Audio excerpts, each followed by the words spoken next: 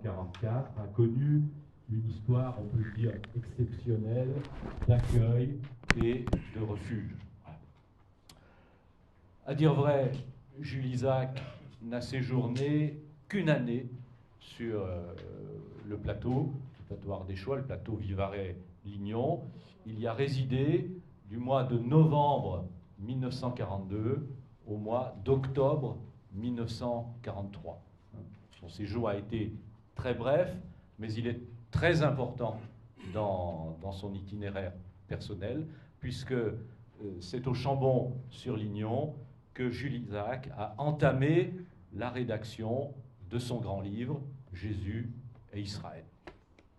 Alors, ce soir, je ne vais pas faire une biographie de Jules Isaac, qui a été d'ailleurs tracée avec brio par Jean-Dominique Durand lors de la conférence de rentrée de l'amitié judéo-chrétienne.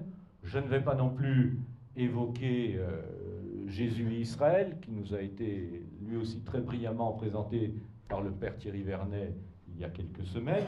Non, ce que je voudrais faire ce soir, vous voyez, c'est en quelque sorte évoquer et mettre en perspective la destinée personnelle de Jules Isaac, celle d'un certain nombre de personnalités qui ont été présentes dans cette région à l'époque, dont certaines se sont rencontrées, et mettre toutes ces personnes en perspective avec ce lieu. Pourquoi y a-t-il eu ces événements au Chambon-sur-Lignon, et mettre cela dans les perspectives de cette période particulièrement sombre de l'histoire de France. Alors, je vais commencer tout simplement par une petite leçon de géographie, en quelque sorte, pour essayer de situer le Chambon-sur-Lignon. Voilà. Donc vous pouvez vous référer à cette carte. Alors, le Chambon-sur-Lignon se trouve dans la partie supérieure gauche sous l'étiquette Ardèche protestant. Le son n'est pas bon. Voilà. Est-ce qu'on peut améliorer le son? Et là? Non. Alors, là, on entend mieux? Oui. C'est plus clair? Ouais. Je vais changer de micro. Je vais changer de micro, essayer de parler vraiment dans le micro. Est-ce qu'enfant, vous m'entendez là? Oui, très bien. Donc sur la carte, c'est la partie supérieure gauche de la carte. Voilà. Alors, en fait, ce qu'on appelle le plateau Vivarais-Lignon, c'est un pays, un territoire, comme on dit aujourd'hui, d'à peu près 500 km², qui se trouve sur la bordure orientale du Massif central. Voilà. À cheval sur deux départements, le département de la Haute-Loire, le Chambon est en Haute-Loire, département dont le chef-lieu est Le Puy, capitale de la lentille, et cité mariale, cité de pèlerinage, et de la dentelle également, et l'Ardèche, autre département, dont le chef-lieu est Privas, voilà. Région qu'on appelle aussi le Vivarais. Voilà. La Haute-Loire, historiquement, traditionnellement, c'est le Velay, et l'Ardèche, c'est le Vivarais. Je le disais tout à l'heure à quelques personnes, d'ailleurs la séparation entre le département de la Haute-Loire et celui de l'Ardèche, qui est matérialisé par un petit pointillé, eh bien, correspond à la ligne de partage des eaux. En Haute-Loire, on est sur le versant atlantique, et en Ardèche, on est sur le versant méditerranéen. Alors, pour situer les choses,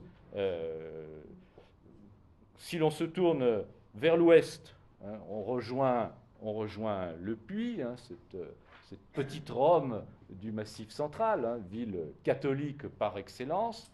À l'est, eh bien, on on descend littéralement vers la vallée du Rhône, hein, à travers un pays très, très tourmenté, une région de vallée très encaissée qu'on appelle les Boutières, hein, qui est un nid de paroisses protestantes d'ailleurs.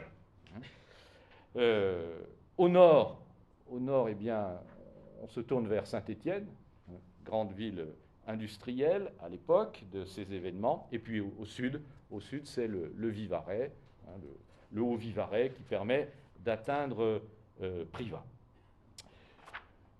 Voilà, le plateau Vivarais-Lignon, c'est un ensemble de 17 communes. À l'époque, il y a 4 cantons, hein, 3 cantons en Haute-Loire et un canton en Ardèche. 3 cantons en Haute-Loire, alors ça va faire un peu le conscrit des 100 villages, hein, d'Aragon. Il y a le canton de Faye-le-Froid, hein, ça dit tout de suite un certain nombre d'éléments du climat. Maintenant, la commune d'ailleurs a changé de nom, maintenant c'est Faye-sur-Lignon, hein, ça passe mieux pour le tourisme. Donc il y a Faye-le-Froid, Chanclose, Chaudérolles, les Estables, Saint-Front, les Vastes. Il y a ensuite le canton de Tence, hein, et Tence est le chef-lieu de canton, le Chambon-sur-Lignon, qui jusqu'au début du XXe siècle s'est appelé le Chambon de Tence, Chennereille, le Mas de Tence, le Mazet-Saint-Voix et Saint-Geur. Et puis également une commune du canton d'Issingeaux, à Raulx, et puis le canton de Saint-Agrève en Ardèche, avec Saint-Agrève, Devesset, Mars et Rochepaul. Là-bas, on dit le plateau ou la montagne, hein. On est en effet à peu près 1000 mètres d'altitude, donc un relief plat, couvert de forêts, de champs, de prairies, avec un habitat dispersé, hein, c'est quelques villages et des fermes isolées dans le paysage. Et tout cela, ce plateau est dominé par un ensemble de masses montagneuses, des massifs, le massif du Lisieux, le massif du Mégale, et puis surtout le sommet qui domine l'ensemble de la région, le Mézin, hein, qui culmine à 1753 mètres, voilà, et qui d'ailleurs est à cheval sur la ligne de partage des eaux, puisqu'il y a une petite montagne cornue, hein, une corne est en Haute-Loire et l'autre est en Ardèche. C'est donc un pays de moyenne montagne, hein. Et ce pays de moyenne montagne, il est marqué par son climat. On peut dire que dans ces régions, l'hiver est particulièrement rigoureux, en particulier lorsque souffle ce que l'on appelle là-bas la burle, un vent qui vient du sud et qui amasse la neige en congère et qui bloque toute circulation et tout déplacement. En revanche, l'été, lui, est très bref, même s'il est ensoleillé. D'ailleurs, même au mois d'août, au Chambon-sur-Lignon, il fait relativement frais et il est préférable d'avoir toujours un pull avec soi quand on se promène. C'est donc à l'époque des événements que je vais raconter, un espace mi-montagnard, mi-campagnard. Et au moment où la guerre éclate, il est encore marqué, cet espace, par une ruralité très, très, très autarcique, hein, avec l'élevage bovin, hein, le fin gras du Mézin, bien connu des gastronomes et de ceux qui aiment la viande, et puis une polyculture très, très, très besogneuse. Et pourtant un certain désenclavement s'est produit au début du XXe siècle, hein, grâce au chemin de fer. Avec la Troisième République a voulu doter la France des cantons, d'un réseau de chemin de fer. Et en 1902, une liaison ferroviaire est établie, permet de rejoindre Saint-Étienne à partir du Chambon-sur-Lignon, hein. Une autre liaison ferroviaire, depuis la fin du XIXe siècle, permet, via le Cheylard, donc la haute vallée de l'Eyrieux, permet de rejoindre la Voulte et la vallée du Rhône. Et l'aménagement de cette infrastructure ferroviaire a favorisé, dès le début du XXe siècle, un exode rural extrêmement important. Beaucoup des paysans du plateau Vivarais-Lignon sont partis pour Saint-Étienne, pour Lyon, pour Valence. À Lyon, on les retrouve par exemple à Oullins, dans la banlieue lyonnaise, puisqu'ils peuplent les ateliers du Paris-Lyon-Méditerranée. On les retrouve même à Paris, à Villeneuve-Saint-Georges, toujours dans les ateliers des chemins de fer. Mais le chemin de fer permet aussi l'arrivée sur le plateau de populations nouvelles. En particulier par le biais de ce qu'on n'appelle pas encore, avant la guerre de 14, le tourisme vert, mais qui commence à apparaître. Je mentionnerai tout d'abord une figure exceptionnelle, le pasteur Louis Comte, pasteur à Saint-Étienne, au début du XXe siècle, qui fonde en 1893 l'œuvre des enfants à la montagne. Le but de cette institution, c'est de permettre aux enfants des familles ouvrières de Saint-Étienne de profiter du bon air de la montagne. Et cette œuvre, elle a connu un succès retentissant. Elle a d'ailleurs son équivalent catholique, les petits bergers des Cévennes. On peut dire que ces œuvres d'accueil des enfants au bon air, c'est une grande aventure humaine, sociale, hygiéniste. Et avant même la guerre de 14, se mettent en place des structures d'accueil familiales, les enfants accueillis dans les fermes ou des structures collectives, des colonies de vacances, des homes d'enfants. Ça veut dire, et c'est intéressant pour l'histoire qui va être racontée ensuite, c'est qu'en 1940, eh bien, il existe sur le plateau Vivarais-Lignon une tradition déjà très longue d'accueil d'enfants, ce qui favorisera l'accueil d'enfants juifs en 1940, et il existe aussi une infrastructure nécessaire à cet accueil. Après la guerre de 14, il faut aussi noter le développement d'un tourisme vert et l'apparition au Chambon-sur-Lignon et dans les autres villages d'un parc hôtelier, des hôtels, des pensions de famille, des chambres chez l'habitant. Le Chambon, dans les années 30, dans les années 20, devient une station climatique. Et les flux touristiques sont très importants dans l'entre-deux-guerres. Et là encore, l'hospitalité dont ont fait preuve les habitants du plateau durant les années 40 n'aurait pas été possible sans l'existence de cette tradition d'accueil touristique et social. En 1936, parlons un peu de démographie, ce territoire, qui n'est pas très grand, qui est relativement restreint, abrite 24 000 habitants. Au Chambon même, il y a à peu près un millier d'habitants. Alors, la particularité de cette population, c'est qu'elle est à 40% protestante. Voilà. Ce qui est une situation exceptionnelle pour la France. D'ailleurs, au Chambon-sur-Lignon, à la veille de la Seconde Guerre mondiale, 90% de la population est protestante. Au Mazet-Saint-Voix, qui est à quelques kilomètres, pratiquement toute la population est protestante. Au Mazet-Saint-Voix, aujourd'hui encore, il n'y a pas d'édifice cultuel catholique. Voilà. On ne sait pas vraiment ce que c'est qu'un catholique. C'est vraiment un des rares villages de France où on ignore ce que peut être le catholicisme. Donc c'est une situation tout à fait originale, une situation exceptionnelle, qu'à l'époque on ne retrouve que dans quelques communes du Gard, de la Lozère ou de la Drôme, en particulier dans la région de Dieu-le-Fit. Et l'histoire de ces villages elle est marquée par le protestantisme. Ce qui est d'ailleurs une anomalie dans un massif central globalement et puissamment catholique. Toutes ces petites Roms du massif central, Le Puy, Rodez, Saint-Flour. Alors la réforme, elle s'y est implantée dès l'origine.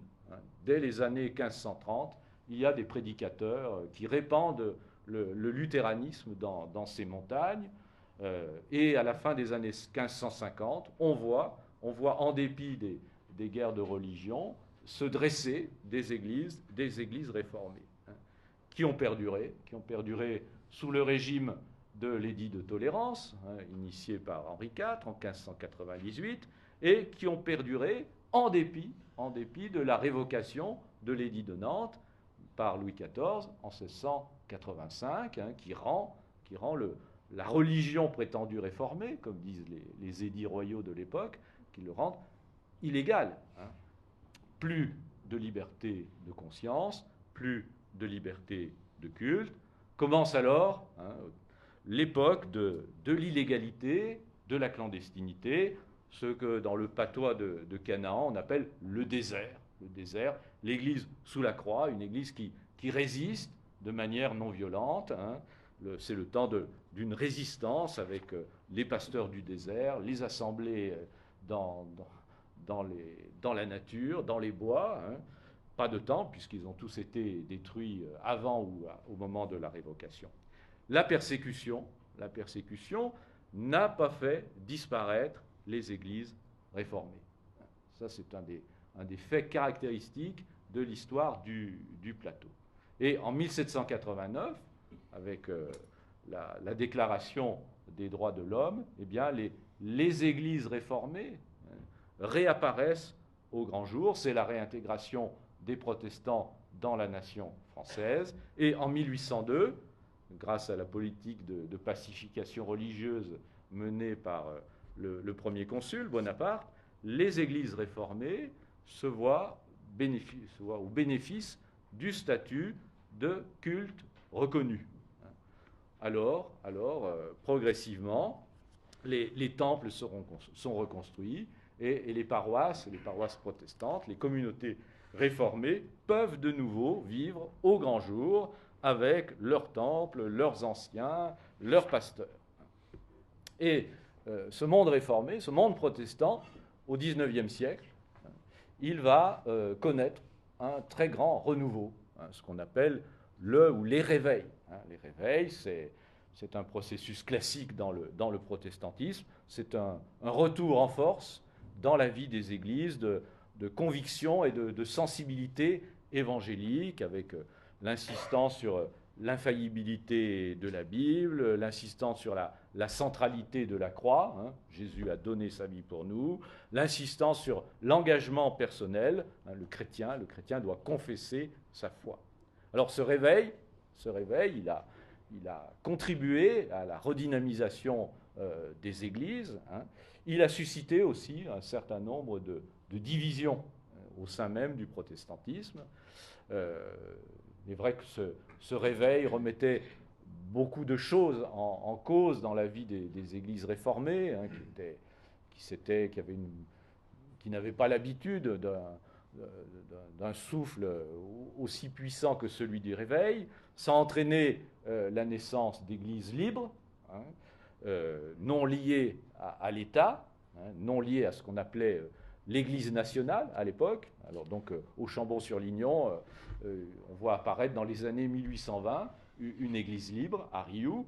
Et puis on voit aussi apparaître, ils sont très nombreux encore sur le plateau ardéchois, ce qu'on appelle des assemblées de frères, donc des darbistes. Alors, John Nelson Darby, prêtre anglican, irlandais, qui rejoint des groupes informels de chrétiens, ce qu'on appelle des frères de Plymouth, qui se réunissent au début du XIXe siècle, en dehors de toute structure ecclésiale, pour méditer la parole de Dieu, estimant que finalement toutes les églises chrétiennes sont infidèles à l'Évangile et que les chrétiens, dans l'attente du retour du Christ, doivent se contenter de se réunir dans la prière et dans la méditation en attendant la venue du Christ.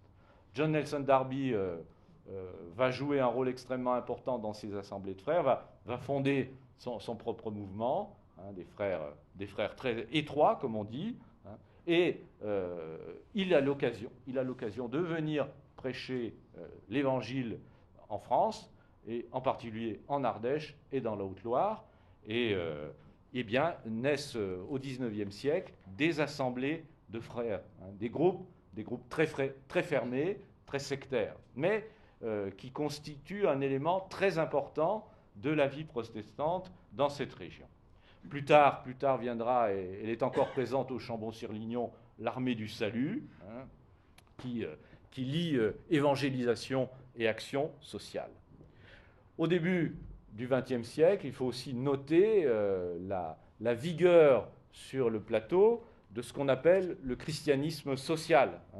C'est un mouvement original du protestantisme qui vise à la prise en charge des questions sociales par les églises, avec la conviction que le christianisme n'est pas que spirituel, qu'il est aussi participation à l'émergence de sociétés plus justes et d'abolition des structures sociales du péché. Alors, ce christianisme social, il bénéficie de personnalités extrêmement vigoureuses, Tommy Fallow, Élie Gounel, Wilfred Monod. Alors ces noms ne parleront sans doute qu'aux protestants de l'Assemblée. L'économiste Charles Gide, aussi une des grandes figures du christianisme social. Charles Gide, c'est un économiste, c'est l'oncle d'André Gide. Et d'ailleurs, Charles Gide vient chaque été passer ses vacances au Chambon-sur-Lignon au début du XXe siècle. Il est le théoricien de la solidarité et de la coopération. Il a beaucoup encouragé le développement du mouvement coopératif agricole dans cette région. En 1930, d'ailleurs, naît du côté du Mazet-Saint-Voix la coopérative laitière du Pic du Lisieux, qui est une initiative très originale de coopérative, d'association des agriculteurs dans une structure de type coopératif. À la veille de la Deuxième Guerre mondiale, il y a deux personnalités qui, sur le plateau, incarnent ce christianisme social. D'une part, Charles Guyon, qui est le maire du Chambon-sur-Lignon, ancien pasteur, qui a quitté le ministère pour se consacrer à une vie d'animation sociale et politique, qui œuvre grandement au développement économique de la région, en particulier au développement touristique du Chambon-sur-Lignon. Je l'évoque parce qu'en 1939, il occupe des fonctions extrêmement importantes qui feront de lui un acteur important des événements de la guerre. Il est membre du Conseil œcuménique des Églises, qui se fonde en 1938, qui ne pourra pas se réunir avant 1948 du fait de la guerre, mais Charles Guyon a énormément de relations internationales, et puis il est également secrétaire général pour la France de ce qu'on appelle les UCJG, les Unions chrétiennes de jeunes gens, les IMCA dans le monde anglo-saxon. Là aussi, ça lui donne un carnet d'adresses en termes d'accueil qui sera fort utile pendant la guerre. Et puis, autre personnalité caractéristique du christianisme social, c'est André Philippe. André Philippe qui est professeur de droit et d'économie politique à l'université de Lyon, qui est député SFIO du Rhône, défenseur des objecteurs de conscience, et anti-munichois en 1938, qui est très familier du plateau, puisqu'il vient y passer toutes les vacances d'été.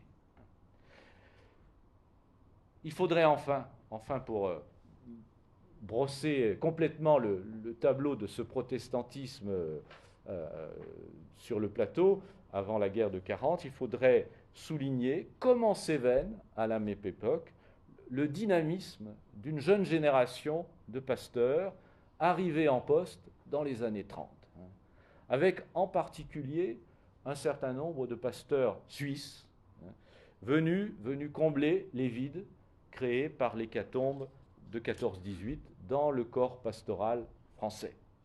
Alors, ces pasteurs suisses, ce sont des hommes jeunes, dynamiques, de très haut niveau intellectuel. Ils sont pour la plupart tous influencés par la lecture de l'œuvre théologique de Karl Barth. Karl Barth, d'ailleurs, qui vient à 2 reprises, en 1937 et en 1938, en Ardèche, rencontrer des pasteurs pour évoquer avec eux la situation internationale et la montée en force du nazisme et les menaces de guerre. Des pasteurs qui sont très enracinés dans le quotidien de leurs paroissiens, très soucieux d'une animation sociale et politique de la population, et qui sont acquis à la pratique de l'équipe pastorale et amicale. Ce qui, dans le monde protestant, monde pastoral protestant de l'époque, n'était pas si répandu, puisque les pasteurs fonctionnaient généralement très, très, très seuls. Ces hommes et leurs épouses, parce que sans leurs femmes, ces hommes n'auraient pas sans doute pu donner toutes leurs mesures, eh bien, ils vont jouer un très, très grand rôle sur le plateau entre 1940 et 1944. Alors, parmi tous ces pasteurs, il y a une figure emblématique, qui est celle d'André Trocmé. André Trocmé, qui est en poste au Chambon depuis 1934. Alors, on le connaît bien, l'itinéraire du pasteur Trocmé. Ses mémoires, qui sont d'ailleurs passionnants, ont été publiés en 2020 aux éditions Labor et Fides. Alors, c'est un homme né en 1901 à Saint-Quentin, dans l'Aisne, dans une famille d'industriels. Sa mère, d'ailleurs, est allemande. Il a été très marqué par l'expérience de la guerre de 14, puisque à Saint-Quentin, l'occupation allemande a été très, très rigoureuse, et qu'en 1917, André Trocmé a été requis par les autorités allemandes pour l'équivalent d'un service du travail obligatoire. Après la guerre, il s'est orienté vers la théologie. Il a suivi sa formation théologique à Paris et aux États-Unis. Il a épousé une Italienne, Magda Trocmé, qui sera vraiment à ses côtés une présence extrêmement fidèle et investie. C'est un homme qui est très marqué par le christianisme social, qui a été pasteur dans le nord de la France, qui a connu des postes d'évangélisation, ce qu'on appelait des fraternités, qui sont à la fois des paroisses et des centres sociaux. C'est un objecteur de conscience. Il est foncièrement pacifiste, objecteur de conscience à une époque où l'objection de conscience est encore pénalisée, elle relève de la justice. D'ailleurs, ce choix de l'objection de conscience lui a barré l'accès à un certain nombre de postes pastoraux. Certains conseils presbytéraux n'ont pas voulu de lui parce qu'il était objecteur de conscience. C'est une très forte personnalité, une très très grande autorité qui va parfois jusqu'à l'intransigeance et à la colère. D'ailleurs, Marc Bogner, qui est à l'époque le président du Conseil national de l'Église réformée de France, lorsqu'il évoquera André Trocmé, dira « ce dangereux et difficile André Trocmé ». Oui.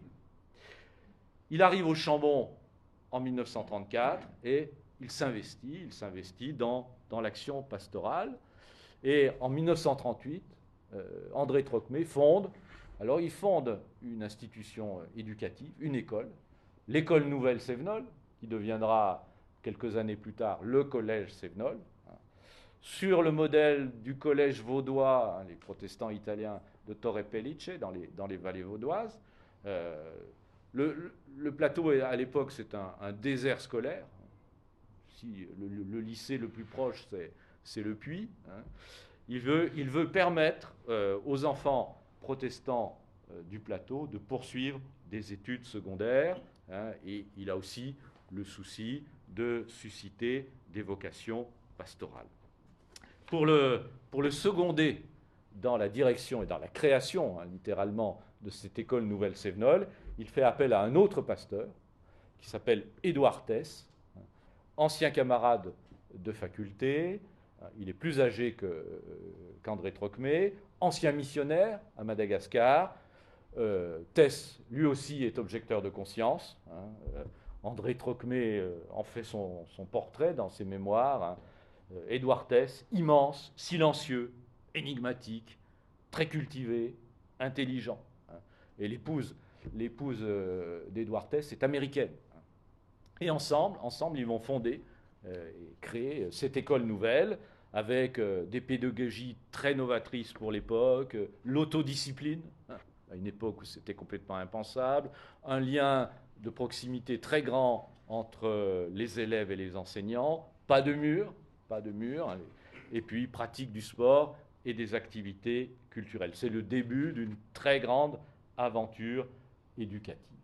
Voilà, tout ça pour vous dire qu'au moment où la guerre va éclater, il y a une vitalité du protestantisme sur le plateau Vivarais-Lignon. Un protestantisme qui est très enraciné localement et qui en même temps est très connecté avec le monde, avec les œuvres internationales du protestantisme, beaucoup de liens avec la Suisse, avec l'Allemagne, avec les États-Unis.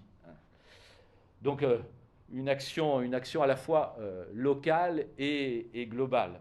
Et les protestants du plateau ont sans doute été parmi les tout premiers à découvrir en janvier 1940 un petit livre édité par les éditions Labor et Fides, qui fêtent cette année leur centenaire, édité à Genève, qui s'intitule « Le village sur la montagne, tableau de l'église fidèle sous le régime nazi », qui est l'œuvre d'un auteur qui s'appelle Johann Martin. C'est un court récit qui décrit le combat que mène l'église confessante évangélique en Allemagne, bridée, et on peut dire même persécutée, par l'État national-socialiste.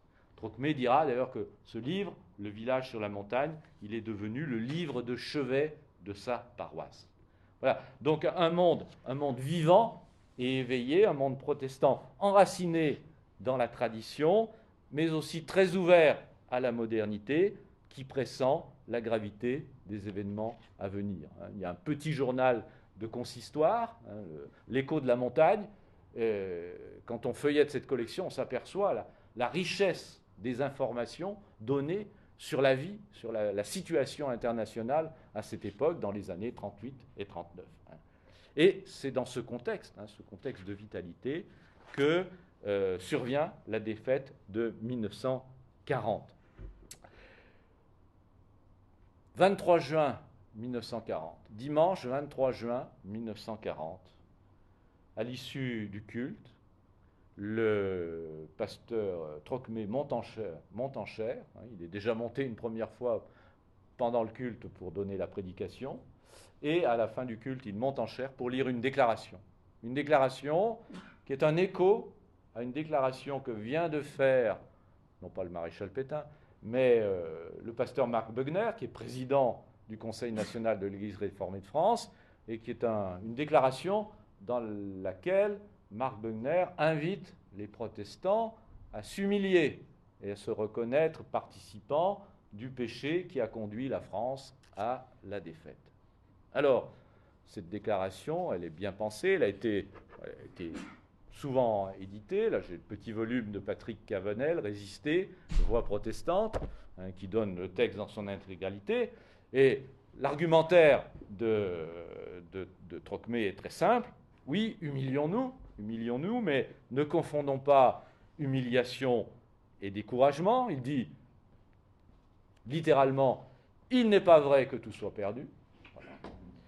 Gardons-nous de l'amertume et de la rancune. Il ne s'agit pas de faire l'examen de conscience des autres. Il invite également ses paroissiens à ne pas se plier lâchement devant les idéologies nouvelles. Il appelle à l'unité, à la reconnaissance de la Seigneurie du Christ et à la rupture avec l'esprit du monde. Et il déclare: le devoir des chrétiens est d'opposer à la violence exercée sur leur conscience les armes de l'esprit. Nous résisterons. Voilà. 23 juin 1940, le pasteur Trocmé lance un appel à la résistance au temple du Chambon. Le Chambon va progressivement s'ouvrir à l'accueil, terre d'accueil et de refuge. Bien sûr, cet accueil, dans un premier temps, il est lié bien évidemment à l'exode qui a conduit sur le plateau des centaines de personnes déplacées. Il est aussi lié, il faut le reconnaître, à la mesure prise par la Troisième République, puisque c'est en mai 1940, avant même le début des combats, le 10 mai 40, qu'à Tence, dans une ancienne papeterie, les autorités françaises ouvrent un camp d'internement destiné à accueillir des nationaux des puissants ennemis. La papeterie avait d'ailleurs déjà accueilli des réfugiés espagnols en 1939, et nous avons, les archives ont une liste d'août 1940. Dans ce lieu d'internement, il y a 132 personnes, dont 15 qui réclament le droit d'asile. On trouve parmi ces personnes internées des ressortissants allemands et autrichiens qui résidaient dans la région parisienne, qui avaient fui l'Allemagne nazie ou qui en avaient été chassés. Des familles, d'ailleurs, viennent s'installer à proximité de la papeterie pour essayer de renouer le contact avec les personnes internées.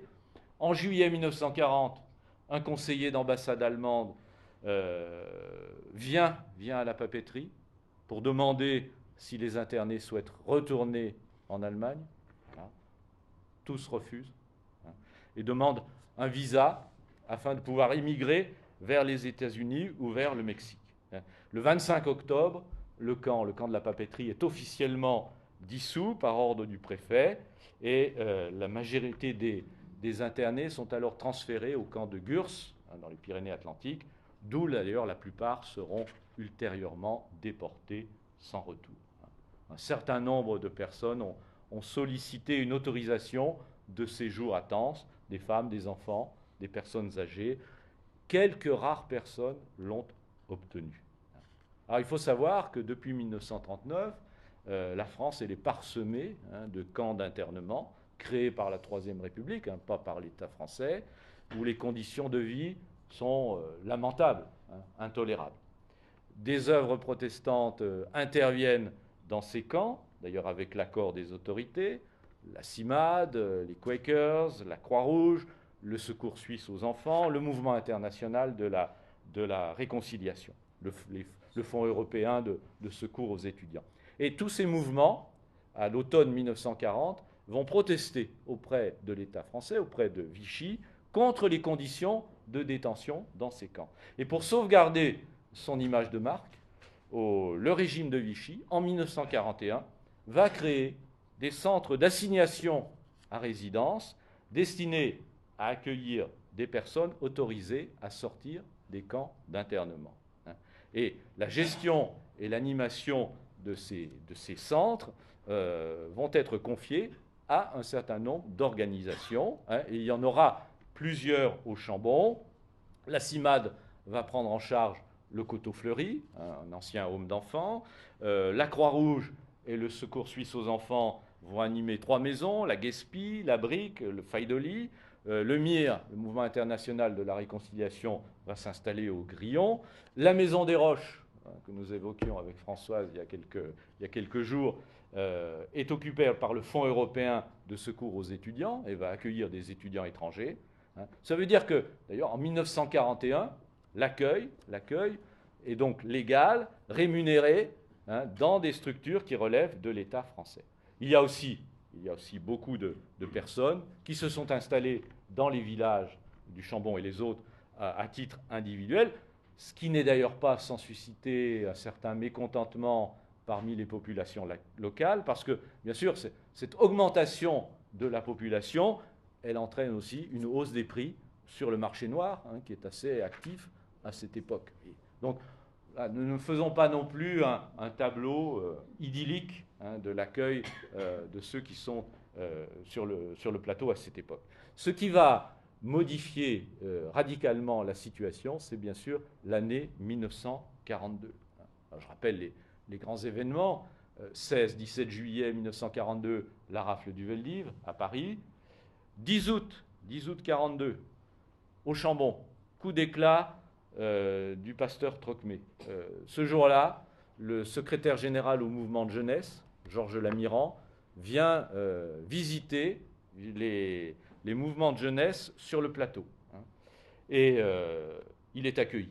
Il est accueilli au camp Joubert, qui existe toujours, par une délégation de l'école Nouvelle Sévenol. Et voilà ce que les élèves de cette école disent au ministre, puisque les secrétaires généraux ont à l'époque rang de ministre. Monsieur le ministre, nous avons appris les scènes d'épouvante qui se sont déroulées il y a 3 semaines à Paris, où la police française, aux ordres de la puissance occupante, a arrêté dans leur domicile toutes les familles juives de Paris pour les parquer aux Veldives. Les pères ont été arrachés à leurs familles et déportés en Allemagne. Les enfants arrachés à leurs mères qui subissent le même sort que leurs maris. Sachant par expérience que les décrets de la puissance occupante sont à bref délai imposés à la France non occupée, où ils sont présentés comme des décisions spontanées du chef de l'État français, nous craignons que les mesures de déportation des Juifs ne soient bientôt appliquées dans la zone sud. Nous tenons à vous faire savoir qu'il y a parmi nous un certain nombre de Juifs. Or, nous ne faisons pas de différence entre Juifs et non-Juifs. C'est contraire à l'enseignement évangélique. Si nos camarades, dont la seule faute est d'être nés dans une autre religion, recevaient l'ordre de se laisser déporter ou même recenser, ils désobéiront aux ordres reçus et nous nous efforcerons de les cacher de notre mieux. Voilà. 26 août 1942, en zone sud, une série de rafles. Et le 26 août 1942, la gendarmerie nationale, opère une rafle au coteau Fleury. D'ailleurs, la direction en a été informée, sans doute par la gendarmerie elle-même, et tous les pensionnaires ont pu être dispersés dans les fermes alentours. Et puis, dans le prolongement de cette année 42, bien sûr, le mois de novembre, avec l'invasion de la zone libre. Et c'est à partir de ce moment-là qu'on va pouvoir parler non seulement d'accueil, mais aussi de sauvetage. Un sauvetage qui est d'abord l'œuvre des organisations juives elles-mêmes. L'œuvre de secours aux enfants, avec son organisation clandestine, le réseau Garel, les éclaireurs israélites de France, avec leur organisation clandestine, la fameuse 6e, le service André, fondé en août 1942 par Joseph Bass. Voilà. Accompagner les enfants sur le plateau, les placer dans des institutions ou dans des familles, et puis éventuellement organiser des filières d'évasion vers la Suisse. Des organisations chrétiennes également vont s'investir dans le sauvetage et trouver d'ailleurs des acteurs sur le plateau lui-même. Une œuvre écuménique avant la lettre, puisqu'on va retrouver des hommes et des femmes de toute confession, des réformés, tel le pasteur Roland de Pury, qui sera d'ailleurs arrêté à Lyon au temple des terreaux à la Pentecôte 1943, et qui sera interné plusieurs mois, des adventistes, des baptistes, des réformés, je le disais, des jésuites, tel le père Chaillet, le animateur du témoignage chrétien. On pourrait aussi citer l'abbé Glasberg, ce juif converti au catholicisme, curé à Lyon, dans un quartier très populaire du 8e arrondissement, de la paroisse Notre-Dame de Saint-Alban. Et la population du plateau, toutes dénominations confondues, s'est investie dans cet accueil. Alors pourquoi les protestants, finalement, qui étaient nombreux, 40% de la population, ils se sont investis dans cet accueil? D'abord parce que les protestants se sont souvenus qu'ils ont été, eux aussi, une minorité persécutée. Ils s'en sont déjà souvenus au moment de l'affaire Dreyfus et ils s'en souviennent encore pendant ces années noires. Il faut dire aussi qu'ils ont une sympathie, je dirais sympathie entre guillemets, biblique pour le peuple juif, parce que ces protestants français, ils sont de grands lecteurs de cette Bible que les chrétiens reçoivent comme un ancien testament. Voilà. Donc il y a une sorte de parenté culturelle. Voilà. Le juif n'est pas un inconnu, même si on ne le connaît que par le biais du livre. Et puis ces protestants sont également en phase avec l'humanisme laïque républicain. Et on estime à l'heure actuelle qu'entre 1940 et 1944, 2500 juifs ont séjourné sur le plateau. Alors j'évoquais l'été 42, c'est précisément à l'été 42 que nous allons enfin parler de Jules Isaac. Voilà. Jules Isaac, bon, Jean-Dominique Durand nous a présenté sa vie. Hein. C'est une figure emblématique du franco-judaïsme, issu d'une famille lorraine, une famille d'officiers, une famille qui a opté pour la France après 1871. Hein. Jules Isaac, c'est un ancien combattant de Verdun, c'est un historien, on le sait bien, auteur de manuels très connus. En 1940, il est inspecteur général de l'éducation nationale et il est également président du jury de l'agrégation d'histoire, hein, ce qui est un poste stratégique. En octobre 1940, sous le coup du premier statut des Juifs, hein, promulgué par l'État français, il est révoqué et placé à la retraite d'office. Et alors, il s'installe à Aix-en-Provence. Il connaît bien le Chambon-sur-Lignon et le plateau, puisque avant la guerre de 1914, il a été professeur au lycée de Saint-Étienne et au lycée Ampère à Lyon. Hein. Et il passait ses vacances scolaires sur le plateau. D'ailleurs, à l'été 42, il quitte Aix-en-Provence pour passer l'été dans la fraîcheur de cette région. Bien sûr, l'invasion de la zone libre en novembre 1942 change la donne et il remonte sur le plateau, cette fois-ci pour s'y cacher. Il se trouve que son fils aîné, Daniel Isaac, qui lui aussi a été radié de la fonction publique, est depuis 1941 professeur à l'école nouvelle Sévenol, fondée par le pasteur Trocmé. Pasteur Trocmé, qu'il connaissait d'ailleurs depuis les années 30. Et la femme de Daniel Isaac, donc le fils de Jules Isaac, Juliette Schmitt, est protestante, et elle aussi connaît très bien le Chambon-sur-Lignon. D'ailleurs, je signale qu'à la fin de l'année 1942, Daniel Isaac a été baptisé par André Trocmé avant de s'évader de France, hein, puisqu'il rejoindra la France libre, il sera membre des services spéciaux, hein, il sera membre du BCRA, avant de débarquer en Provence avec la première armée française. Daniel Trocmé est décédé en 2025, en 2002, pardon. En 2002, oui, pardon. En 2002, oui. Mais j'anticipais. Daniel Isaac est décédé en 2002 et ses cendres ont été répandues au cimetière du Chambon.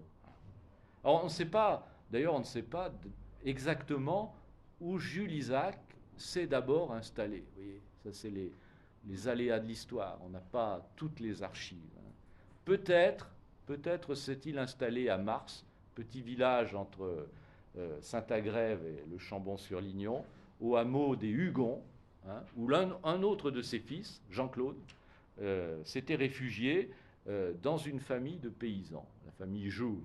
D'ailleurs, en 2017, dans cette ferme, on a redécouvert la cache que la famille Jouve avait aménagée dans la grange à foin, hein, sous le plancher, pour permettre à Jean-Claude Isaac de se cacher au cas où il y aurait eu une descente de police.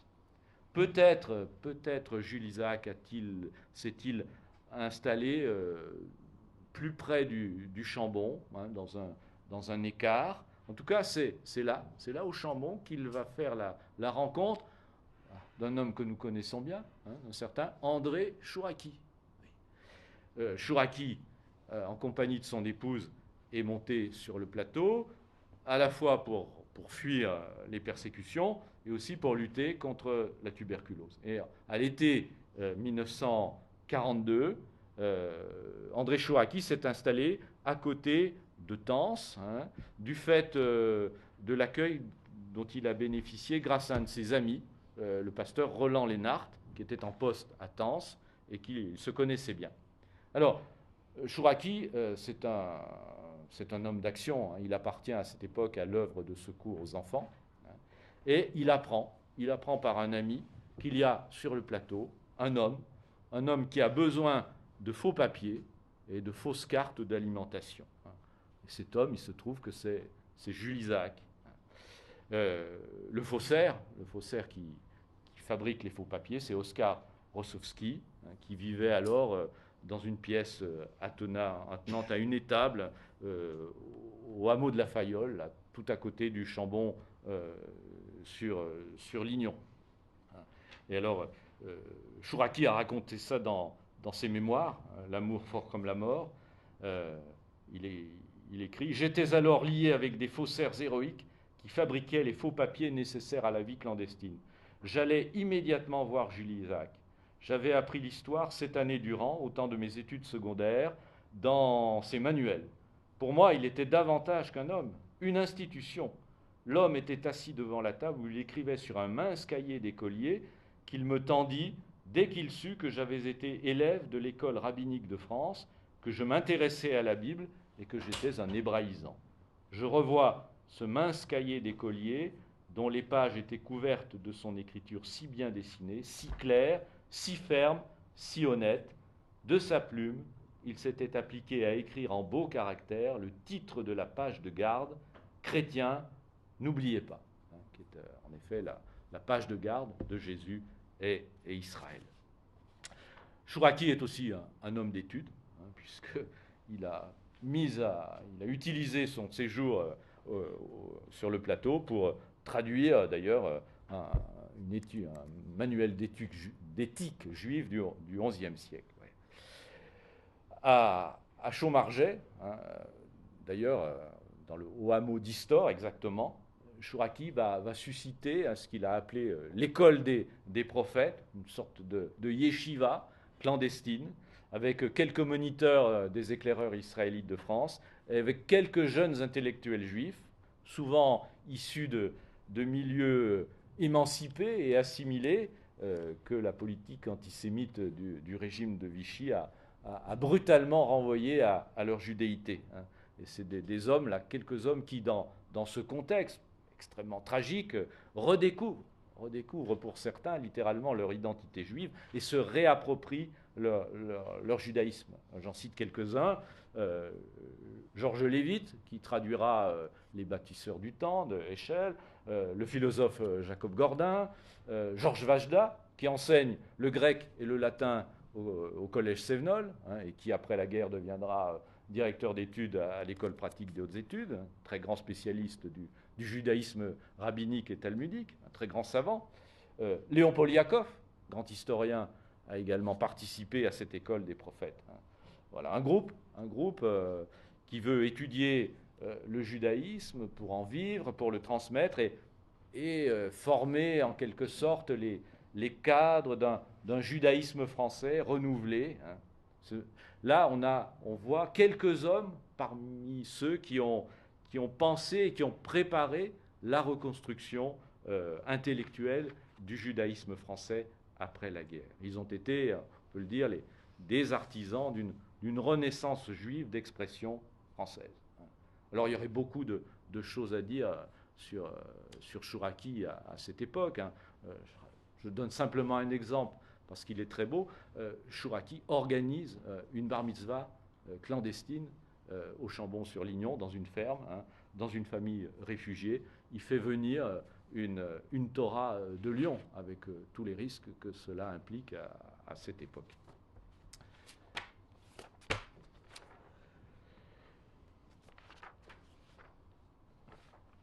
Je reviens à Jules Isaac. En mars 1943, Jules Isaac et sa femme s'installent à Saint-Agrève, donc versant ardéchois, sous une fausse identité, Humbert. D'ailleurs, ils habiteront à Saint-Agrève 3 lieux successifs, hein, ce qui en dit long, hein, sur la précarité de leur situation. Il faut imaginer une vie dans l'insécurité permanente. Ils vont fréquenter notamment l'hôtel Jouve à Saint-Agrève, un hôtel que Marcel Pagnol avait beaucoup fréquenté avant-guerre, avant de s'installer dans une pension de famille, hein, au pont du Cholet, entre Saint-Agrève et le Chambon. Voilà, une pension de famille tenue par une protestante, Rachel Franc. C'est à cette époque que Jules Isaac donc entreprend, je l'ai dit en introduction, de travailler à la rédaction de Jésus et Israël. Et il a à ce sujet plusieurs conversations avec André Chouraki et avec André Trocmé, qu'il a rencontré. Sans oublier un laïc protestant, Jacques Martin, ami d'André Trocmé. Alors, pour sourire, j'ai relevé un jugement de Jules Isaac en mars 1943 sur le protestantisme, sur ces protestants qu'il voit. Hein. Le protestantisme français est triste et il a la voix fausse. Il chante faux, triste, peut-être suite aux persécutions. Mais les juifs français, plus persécutés qu'eux, ne sont pas tristes comme eux. Et Léon Poliakov écrivait déjà, lui aussi, en 1942, au sujet des protestants qu'il pouvait apercevoir, pieux, mélancoliques, austères. Ils sont méfiants vis-à-vis de toute autorité, n'écoutant que leur conscience ou leur pasteur. Voilà. Jules Isaac rédige alors une note sur les liens entre tradition chrétienne et antisémitisme, qu'il intitule « Quelques constatations basées sur la lecture des évangiles ». Il envoie d'ailleurs ce texte à Maurice Blondel, grand philosophe, qui vit à Aix-en-Provence. Blondel n'a pas une ligne de réponse pour Jules Isaac. Et à partir de cette note, quelques constatations basées sur la lecture des évangiles, Jules Isaac rédige sur le plateau une bonne partie de Jésus et Israël. Le 13 février 1943, il faut noter l'arrestation des pasteurs Tess et Trocmé, ainsi que du directeur de l'école, du cours supérieur de l'école primaire, Roger d'Arcissac. Ils sont arrêtés par la police française, bien sûr. Leurs activités ne passent pas tout à fait inaperçues. Ils sont internés dans un camp de séjour, surveillé, dans le Limousin. Ils sont finalement libérés le 16 mars, suite à une protestation de Marc Bugner. Et puis le 23 juin 1943, c'est la rafle menée par la Gestapo à la Maison des Roches, puisque là, 18 étudiants sont arrêtés, ainsi que le directeur, Daniel Trocmé, qui est un cousin d'André Trocmé, qui mourra à Majdanek en 1944. Et donc, il y a eu relativement, c'est la grande rafle, cette rafle de la Maison des Roches, c'est la grande rafle sur le plateau, c'est la seule d'ailleurs. Bon, pour achever son livre, Jules Isaac a besoin de documentation, il a besoin de livres, il a besoin d'une bibliothèque. Et non sans hésitation et regret, comme il l'a écrit lui-même, il décide de quitter le plateau à l'automne 1943. Il laisse quelques papiers et quelques objets précieux dans une famille, la famille Vigier à Saint-Agrève, et au mois d'octobre, il rejoint Riom pour se rapprocher de Clermont-Ferrand, où vit sa fille, Juliette, et Clermont-Ferrand, où il pourra bénéficier de la bibliothèque de l'université. Et c'est là, le 7 octobre 1943, que la Gestapo arrête sa femme, sa fille et son fils Jean-Claude. On le sait, Jules Isaac était chez le coiffeur au moment où la Gestapo a arrêté ses proches. Et il échappe à l'arrestation. Seul son fils Jean-Claude survivra à la déportation. Jules Isaac se cache alors à Royat. Il retourne très brièvement au Chambon-sur-Lignon pour informer sa belle-fille des événements avant de plonger dans une clandestinité vagabonde jusqu'à la libération. Il reviendra au Chambon-sur-Lignon à l'été 1945, où il sera accueilli d'ailleurs au collège Sévenol. Et c'est en 1948 qu'il publie Jésus et Israël avant de fonder l'amitié judéo-chrétienne. Je conclus avec deux remarques.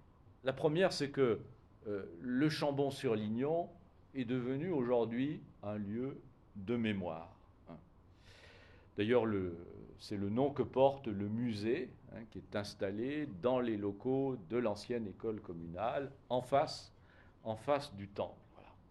Il y a une mémoire du Chambon-sur-Lignon qui s'est élaborée progressivement. Une mémoire d'ailleurs à laquelle André Trocmé a beaucoup contribué parce qu'après-guerre, il a beaucoup sillonné l'Amérique pour lever des fonds en faveur du collège Sévenol. Et il a beaucoup raconté ce qui s'est passé sur le plateau. Et il a trouvé un écho aux États-Unis. En 1979, d'ailleurs, un auteur américain publie un livre, Le sang des innocents, qui sera traduit en français l'année suivante, qui évoque cette histoire de refuge au Chambon-sur-Lignon. Et puis 10 ans plus tard, Pierre Sauvage, un franco-américain, dont les parents avaient trouvé refuge au Chambon, réalise un documentaire, intitulé d'ailleurs de manière très significative, Les armes de l'esprit. Il a repris l'expression de Trocmé pour raconter avec certaines interviews, d'ailleurs qui sont très émouvantes, les événements sur le plateau entre 40 et 44. Pierre Sauvage lui-même était né au Chambon-sur-Lignon en mars 44. Alors, le titre de son documentaire, Les armes de l'esprit, bien évidemment, trouve son origine dans la déclaration faite par les pasteurs Tess et Trocmé le 23 juin 1940. C'est ce qui a valu d'ailleurs quelques années plus tard, quelques mois plus tard, en 1990, si je me souviens bien, le fait que la commune du Chambon-sur-Lignon se voit décerner un diplôme d'honneur par l'Institut Yad Vashem. Face à la montée de l'antisémitisme en France, je rappelle que Jacques Chirac, en 2004, a précisément choisi le village du Chambon-sur-Lignon pour prononcer un discours, donnant ainsi une dimension nationale à la mémoire de ce lieu. Et d'ailleurs, lorsque des justes sont entrés au Panthéon en 2007, eh bien, Jacques Chirac, qui était encore à la manœuvre, n'a cité qu'un seul nom de commune, en l'occurrence celui du Chambon-sur-Lignon. Et il y a eu une reconnaissance internationale, puisqu'en 2009, dans un discours, Barack Obama évoque lui aussi le Chambon-sur-Lignon, d'ailleurs en donnant un nombre de réfugiés démesuré, 5000 personnes, ce qui est sans doute très très exagéré. Aujourd'hui, je le signale, les historiens insistent sur la nécessité d'une lecture complexe, nuancée de l'accueil sur le plateau. Oui. Plutôt qu'une célébration quasi mythique d'un refuge qui aurait été suscité uniquement par des motifs religieux ou éthiques. Non, Magda Trocmé, d'ailleurs dans Les armes de l'esprit, elle témoigne et puis elle dit c'était une époque grise. Voilà. Tout n'était pas noir, tout n'était pas blanc. Les maisons ne se sont pas ouvertes spontanément. Les motifs de ceux qui ont accueilli n'étaient pas toujours infiniment purs. Voilà. Ça, c'est ma première remarque. En particulier, il y a une question que les historiens devront bien se poser un jour, c'est qu'en est-il des 60% de non-protestants sur le plateau? Qu'ont-ils fait? Voilà. C'est une question intéressante. Donc, bien sûr, se souvenir du Chambon-sur-Lignon et de l'accueil qui a été fait, mais sans sombrer dans les facilités de la célébration mythique et consensuelle. Et puis, une deuxième remarque qui me permettra d'évoquer Albert Camus. Albert Camus, en 1947, publie un grand roman, La peste. C'est la narration d'une épidémie de peste dans la ville d'Oran. C'est bien évidemment une allégorie de la France sous l'occupation, la peste brune. C'est aussi une fable philosophique sur l'humanité confrontée au mal, à la terreur, à la mort collective. Alors Camus a commencé à rédiger La peste en Algérie, en 1941. D'ailleurs, cette année-là, la région de Tlemcen, dans l'Oranais, avait été ravagée par une épidémie de typhus. Il se trouve qu'en 1942, le médecin de Camus lui conseille le bon air de la montagne. Camus est tuberculeux, on le sait. Et à l'été 1942, Camus s'installe dans un hameau, non loin du Mazet-Saint-Voix, Panelier. Il se trouve que sa femme Francine, y avait passé des vacances durant son enfance, donc elle connaissait bien le plateau, hein, et donc c'est Francine qui a eu l'idée qu'il s'installe pendant l'été sur le plateau. Et elle, en octobre 42, comme elle est enseignante, elle rejoint son poste en Algérie. Mais Camus, lui, se retrouve bloqué, puisque bien sûr, le 11 novembre, les Anglo-Américains ont débarqué en Afrique du Nord et qu'il est impossible de rejoindre l'Algérie. Donc, il se remet donc à Panelier au travail. Il achève la première version de son roman en décembre 1942. De la pension de famille où il réside, à Panelier, hein, les lieux existent toujours, Camus écrit en juillet 1943 une lettre à un de ses amis, Francis Ponge, le grand poète Francis Ponge, hein, qui est lui aussi d'origine cévenole, protestant, qui venait régulièrement passer ses vacances au Chambon-sur-Lignon. Alors Camus lui écrit, toujours ici, sans grand espoir, hein, une pension de famille, c'est déjà emmerdant. Mais une pension de famille protestante, ça vous fait gagner le paradis sans le savoir. Tout est pleurs, et sauf un ou deux visages, tout est laid. Voilà. Alors, ce qui n'empêche pas que Camus ait beaucoup de contacts. Il a des contacts avec Chouraki, qu'il connaissait, un ami juif d'Algérie.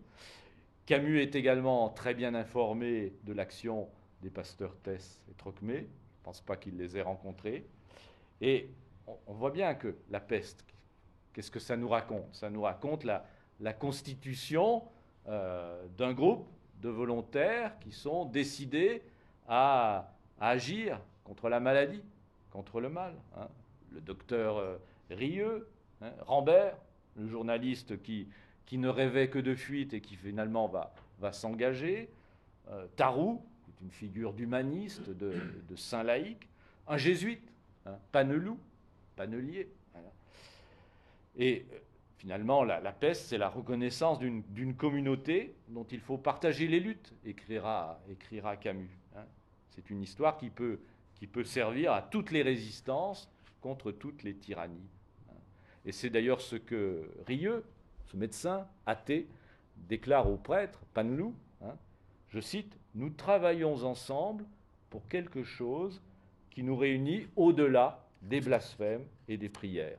Cela seul est important. » Eh bien, c'est à la lumière de cette phrase de Camus que je crois qu'il est possible de relire ce qui s'est passé au Chambon-sur-Lignon.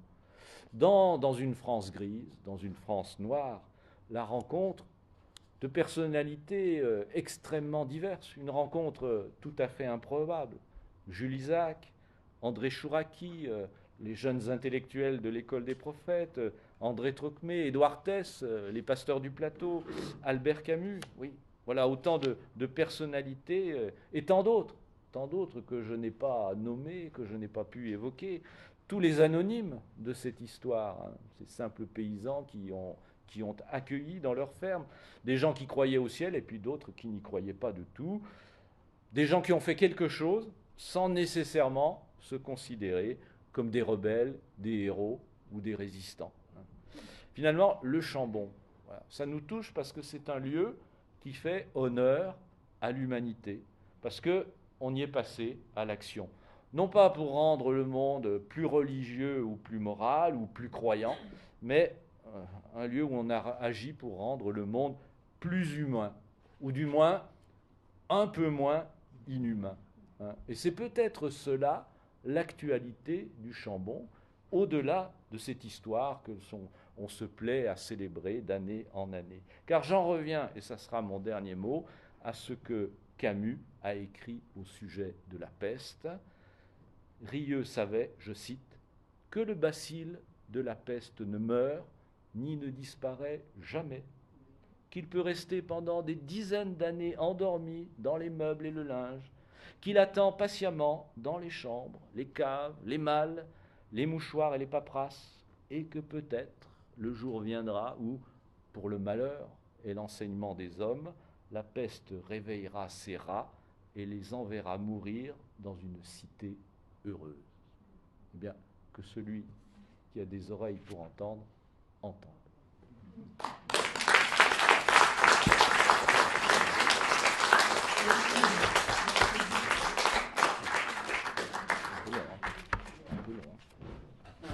Bien.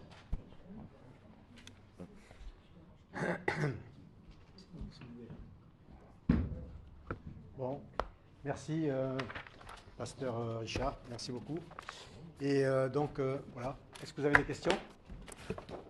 Très bien. Quand vous connaissez les protestants. Bon, merci. Tu es sévère avec les protestants quand même. Non, mais c'est un regard. Voilà, c'est intéressant de. Peut-être. Vous m'entendez? Oui. Non, c'est un regard sur un monde, d'ailleurs, un monde rural. Hein, n'oublions pas. Un monde rural assez fermé. Parce que